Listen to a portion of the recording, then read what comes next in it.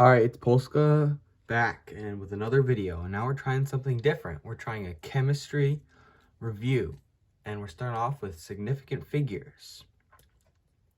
And significant figures are incredibly used in chemistry and physics, so you need to know them very well. So first, let's read about some of the rules that significant figures have. So you see here it says that all digits 1 through 9 are significant. That means when you have any numbers that have digits 1 through 9, they will be there when you write it as a significant form. So example, like 129 has 3 significant figures because 1, 2, and 9 are all individually significant figures. And then next, you have zeros between significant digits are always significant. So let's see, you have 5,700. It's between 5 and 7, which are both significant. And there's 2 zeros, and because they're between 5 and 7, means the zeros as well are significant.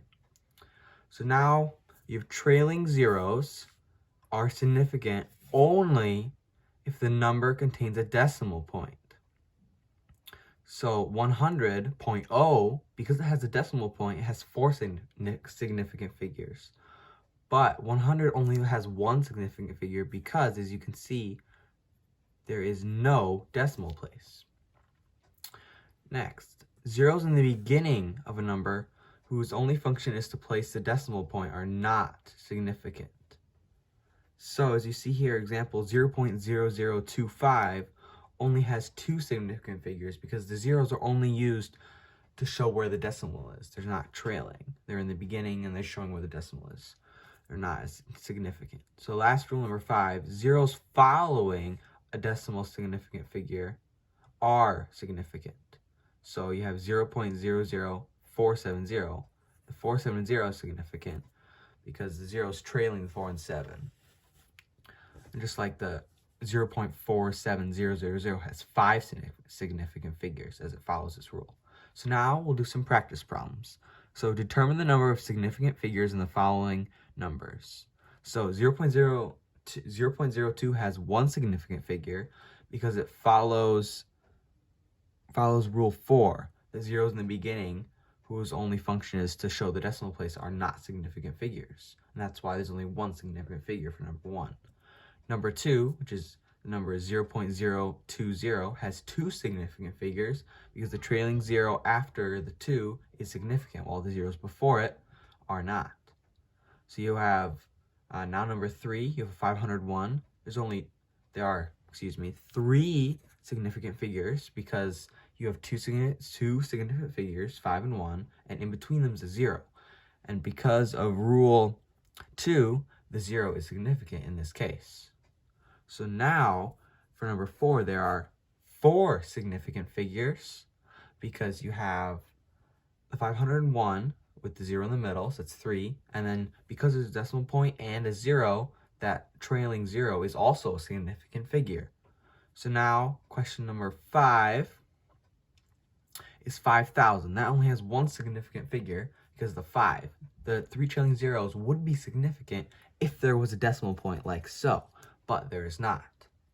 So next we have question 6. It's 5,000, but as I said, with a decimal place right there. So that means it has 4 decimal places because the trailing zeros have a decimal place. So question 7 now, you see the number 6,051.00. So that means right now it has 1 because the 6. The 0 is another one because it's in the middle. The 5, the 1, because there's a decimal place. 2 more. So you have 1, 2, 3, 4, 5, 6. 6 significant figures. Now for the 8th question, it's 0.0005. And as stated by rule 4, zeros that are just functioning to hold the decimal place are not significant figures. So question 8 only has 1 significant figure. The same rule applies for 9. Well, multiple rules apply.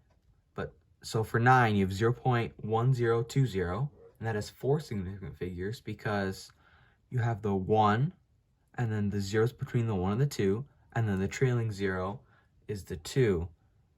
And it's because it has a decimal point, that trailing 0 is a significant figure.